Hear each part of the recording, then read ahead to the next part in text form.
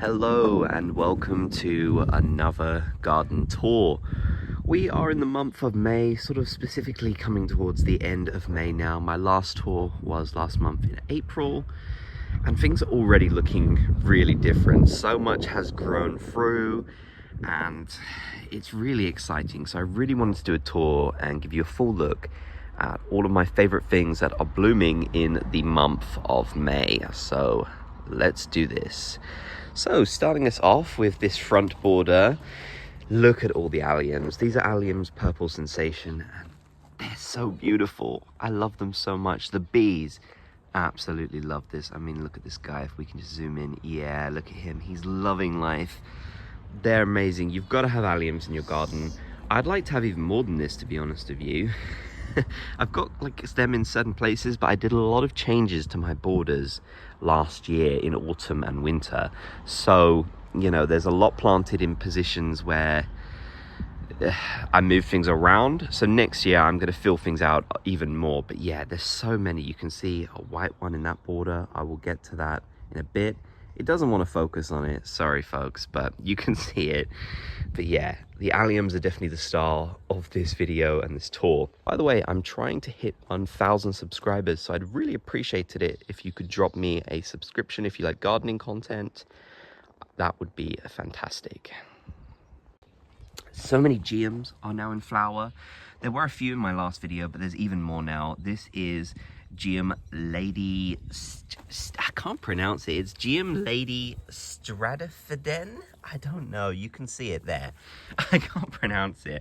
But it's a really sort of nice yellow one. Some people really don't like yellow perennials, but I've really grown into them, especially the combination of yellow and purple is a really nice combination. So yellow and purple, yellow and blue, there's just lots of good combinations. So yeah. Nepeta is also looking really crazy at the moment. These ones are going wild. I mean, again, it's hard to focus on them, but you can see them here. Just Nepetas, Walker's Low. Yeah, they're going really wild at the moment. And you'll see some more impressive ones soon. This one's a bit straggly and all over the place, but yeah, you'll see some better ones soon. Maybe this one along the pathway is a better example. Because look how it spreads across the pathway. I like that. That's what I wanted. So yeah. How about we go to the middle border, which is also incidentally the front border, right at the front of my house, where this sort of more neat pathway is. As you know, all my other pathways are winding. This one's neat because that's just how it was when I moved here. So let's take a look at the beautiful Geum Totally Tangerine. I did have this in my last tour, but it's just massive now. They get even bigger than this as well. This one's actually pretty small, believe it or not, but look how many flowers it's got. It's amazing. And is right next to the Salvia caradonna. This is a pretty small one, to be fair, because I only just planted it, so it's not really had time to grow, unlike some of my others. But look at that combination. The orange and the dark purple of that are just amazing. That's such a good combination if you're looking for one. It's also paired up with more Nepeta Walker's Low. A really nice combination, like the light sort of purple of the Nepeta, the orange of the Totally Tangerine, and then the dark purple of Salvia caradonna.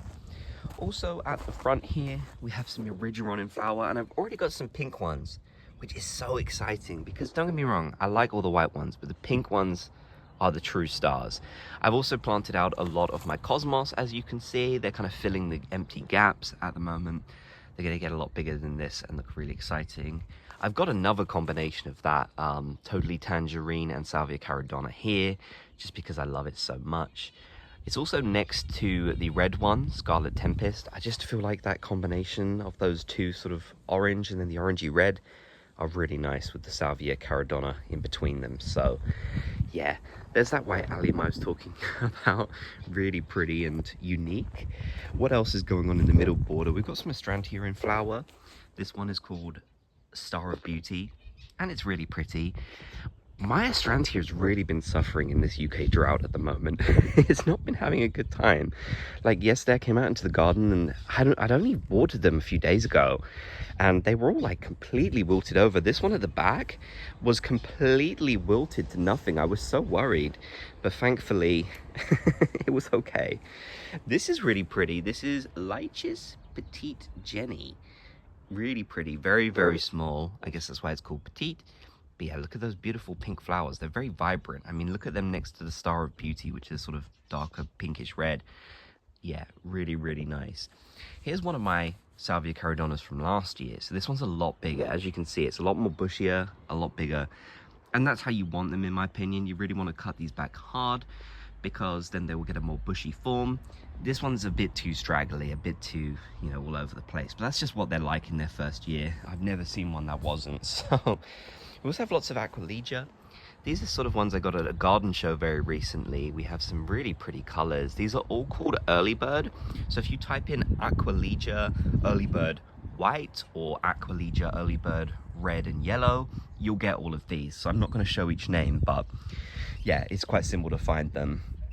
I really like them. They are quite short-lived, I believe. I don't think they're supposed to be around for a particularly long amount of time, which is quite sad because they're the more sort of showy ones, I guess, unlike the more sort of plain ones.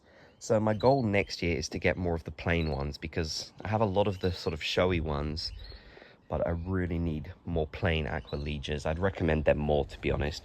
There are also some irises in here, which is really surprising because I don't remember planting these. I have no idea how they have come to be, but they have. It looks a bit silly because there's only 2 of them, but you know. This is stopping flowering now, my beautiful lilac, which is pink perfume. It's quite a small one at the moment, but I do think it gets bigger than this. But yeah, it's definitely nice. A new Ajuga I got actually at RHS Wisley, which I did a little YouTube short on. Yeah, this is a really, really pretty one. It's called Burgundy Glow. I love the color. You've got to have different types of foliage. You've got to have things that contrast with all that green and lime green. We have a geranium. I haven't named this one yet. I think this is Lily Lavelle, maybe. No, this is Brookside. This is geranium Brookside. Okay, I actually remembered something for once. This is geranium Brookside. And look how much is flowering. It's gone crazy. It's one of the sort of taller ones, you know, not the ones that sort of get more low and spread out. This one's a bit more taller. It will still spread, but yeah, just a bit more taller than anything else. All of my cherry blossoms are gone now. This weeping cherry tree, which is the beautiful Prunus Kiku Shidare Zakura, sadly no longer in blossom, but hoping that it'll focus a lot on getting bigger this year. Also, my wisteria, my white one, Wisteria alba, is back to life. In my last YouTube tour, I kind of indicated that this might be dead, but look at it, it's come back like crazy. This is only quite a small plant, so this is why you want wisterias as climbers, because they just go absolutely mad and they'll fill an archway like this, which I'm going to walk way back and try and show you really quickly. So yeah, definitely you want a wisteria. Here is a much nicer Salvia caridona, again from last year. Look at it, it's beautiful. I love it. It's really coming into flower now and it's gonna look nice and tall. Next to it is Geranium Roseanne, which hasn't flowered yet, won't for a little while, but it's gonna look nice. I've also got this poppy, Papava Princess Victoria Louise. I indicated in my last video this one might be flowering, but it's not. It really doesn't want to flower yet, but hopefully sooner than later it will start to flower, because you know these heads have been on it for ages now. What else? I don't really, in my last video I didn't really show you guys my Shady border, so maybe I'll give you a quick look at some of the stuff in my Shady border. It's definitely not as exciting as some of my others, but I have a geranium here. I believe this one is Lily Lavelle. This geranium doesn't mind shade, as you can see. It's really filling this out nicely. Got a hydrangea Annabelle, again doesn't really mind shade. They can tolerate sun, but they don't want to dry out. A lot of things in here are very small. In fact, there's a lot of weeds in here as well, because this is right next to the massive shrub that was already in my garden. So I definitely need to focus on doing some weeding. We've got a buddleia, which isn't really a shade-loving plant, but you know, these things can grow everywhere. A lot of people even think they're weeds, so it'll grow wherever it wants, which is nice. We have some of the pulmonaria. Oh, actually no, that's limonium, but we do have lots of pulmonaria, which are still in flower, as you can see. Another beautiful geranium. These are the geranium phaeum variants, which really like the shade and will do well. I mean, this is flowering almost better than anything else in this border, which is great. This is a saxifraga, I believe, or no, I'm not sure. I know it's called, I'm pretty sure it's called London Pride. So if you type in London Pride plant, you'll probably find it. Also, there's some mushrooms growing in here. That is why I like this border. This is very much a woodland border next to the bush. We got a lot of birds in here and things like that. So yeah, my hostas from last year are looking massive now. I mean, I know they can get much bigger than this, but look at that. Last year they were tiny. So I'm really happy. And look, I should probably show this momentous occasion. They haven't been destroyed by slugs yet. So I'm recording this on video for everyone to see. They are still perfectly intact, which is very nice. I've also got a white buddleia in this corner, which is where the back border sort of meets the shady border. And yeah, this is a white variety, which is really pretty. But look what the aphids are doing to it. Is anyone else experiencing this at the moment? Because they're really upsetting me. We've had a massive surge of aphids this year, and it's really not cool. Lots of alliums back here as well, which is nice. This corner is a bit of a mess. It doesn't look that bad, but I think there were a lot of bulbs in this area. It's a very bulb concentrated area. And so a lot of the bulb foliage actually like drowned out my perennials, which wasn't good. So next year I need to think of a better way of doing it. Maybe cutting off some of the naughty foliage, because it's definitely causing some problems. The Alchemilla mollis is now in flower. And look at those drops on the foliage. Oh, it looks so good. That's why I love it, you know. It's got such a unique feature, I suppose you can call it. So yeah, this is a really, really nice sort of ground cover plant, which I thought would go well amongst all this other stuff. We've also got green spice, heuchera. That foliage is amazing. We also have a GM pink petticoats, which is in flower, although the flowers are very low down. It's kind of hard to see them. Yeah, another GM. Also got some of the Macedonian scabious coming into flower. It's so weird though, because I got a lot of these and I expected them all to be red, which is what they show in the photos. But so many of them came out to be purple, like the usual scabious. So I don't know why that is. We also have tons and tons of this red valerian, Citranthus ruber. It's really pretty. It's right next to my morello cherry tree. See if I can kind of get into position so you can see it a bit better. There's my morello cherry tree right at the back. Not very tall, probably only about 5 foot at the moment, maybe a bit smaller even. But yeah, look at this Citranthus ruber behind it. It's really taken over. I mean, this whole section here is kind of hard to see everything because it's just tons of foliage at the moment, but there's a lot of different plants in here. I mean, obviously there's the yarrow at the front, the achillea, can't remember which one that is, but yeah, we've got agastache, we've got campanula, Pritchard's variety, and then of course the massive, I call it massive, things will get bigger than this, but yeah, the big red valerian at the moment. And this is of course, which I've shown in my other videos, the big border, which I'm gonna have to zoom out for so you can really see it. It just looks like a mass of plants at the moment. There's so much going on in here. But yeah, the whole idea behind this border is to be kind of like prairie planting, you know, so lots of thistles, lots of things like that. That's what I want to go for, lots of tall grasses. That's kind of the idea behind this one. My absolute favorite geranium ever is now in flower, which is Geranium Dreamland. This is a really big plant now because I had this last year and it already got massive last year.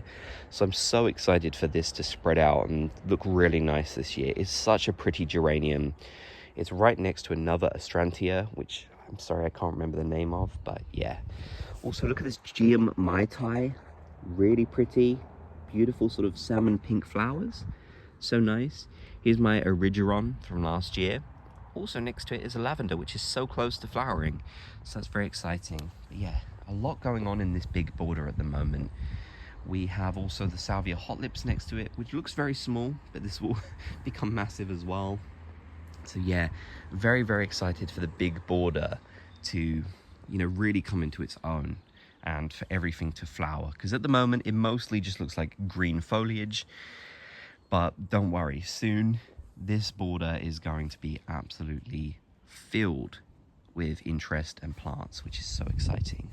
We have the Centuria montana in the big border as well, which is doing really well. So many flowers on it at the moment. I just really love these purple flowers. I think they're so nice. It's a great self-seeder as well. We have Salvia bumblesky down here, which, as the name suggests, the bees absolutely love. You can see them all over it. Sorry, they're a bit blurred, but yeah, look how pretty that salvia is. And this is quite a hardy one as well. So many salvias aren't very hardy here in the UK. Like even hot lips isn't that hardy, although personally I've had them come back every year. But these sort of more woody ones, the salvia nemorosas, I believe they're called, they are the ones that are really hardy. So Caradonna, they'll keep coming back, which is fantastic because we love them. More aqualegias here, which are really pretty ones. I really like it. Now, I mentioned earlier, I want to show you the Nepeta along the pathways, and these ones are much better examples. So as you can see, they kind of spread along. These ones are from last year and they've gotten really big. This one's doing so well in terms of flowers. I mean, it's so pretty and the bees absolutely love it. We've also got Salvia Hugel, I believe. I'm sorry, I'm probably butchering that pronunciation, but it's a white salvia, very similar to bumblesky.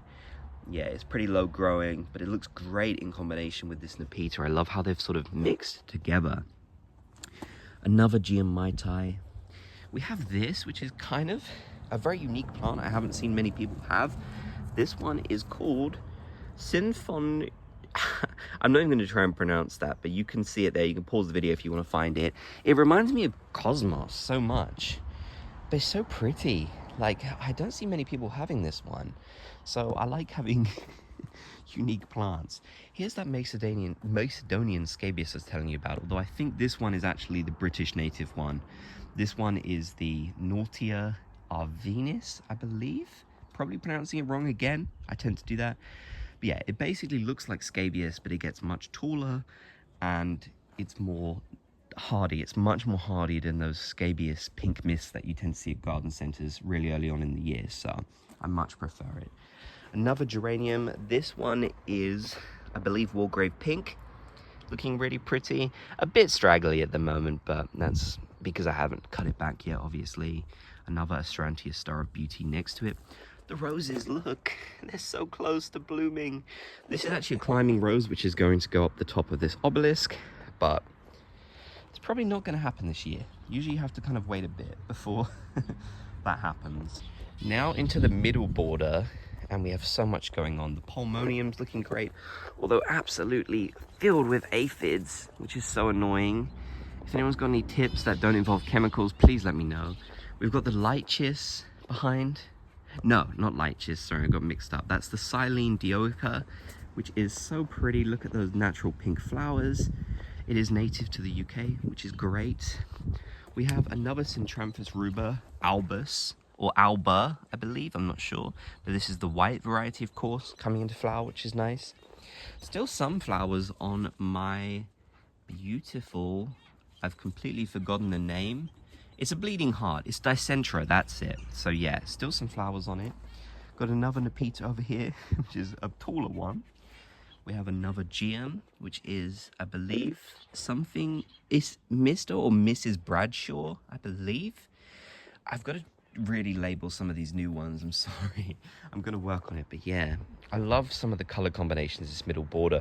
You might remember in my last video, this border was absolutely filled with tulips. And now it's just filled with perennials, which I'm totally happy about. Also, here's my collection of pots, which just has lots of random things in it. And also my dahlia collection over here, which is going to be very nice. This is the aviary. This is where my birds live. If you can hear them chirping and cheeping in the back of the video, they live in here. Again, I've tried to make it very natural. Sorry you can't really see it. I do need to sort of paint it as well, but I'm not going to make this about the aviary. But yeah, the aviary is a nice little place. They've got some bamboo in there. I really love the aviary. They're having a little freak out because I'm here recording them. They don't like that. So I'm going to leave them alone. But yeah, the aviary is a nice part of the garden. Here's my rhododendron in flower for the first time ever. It's so pretty. I love the dark sort of purpley, purple? Not really, reddish pink colors. It's really nice, put it that way. I do really like this combination here when you sort of zoom out. The reds and the oranges and the purples. It's looking really nice. I can't wait for everything to actually fill out. Might not happen exactly as I want it to this year, but next year, I know. Yeah, the same with this area as well. Just some of the colors peeking through. Our Brunnera is still alive, which is crazy to think about. So that's pretty cool. It's still got some flowers on it, even though it is dying off. But we'll keep that nice foliage all year, which is good. And yeah, that basically concludes the tour. I'm trying to think what else I could show. There's not much else. I mean, this is my patio area where my greenhouse is. But there's not much going on there at the moment, just potting things up still. But yeah, hopefully in the next tour, we'll have even more things in flower and things will have filled out even more.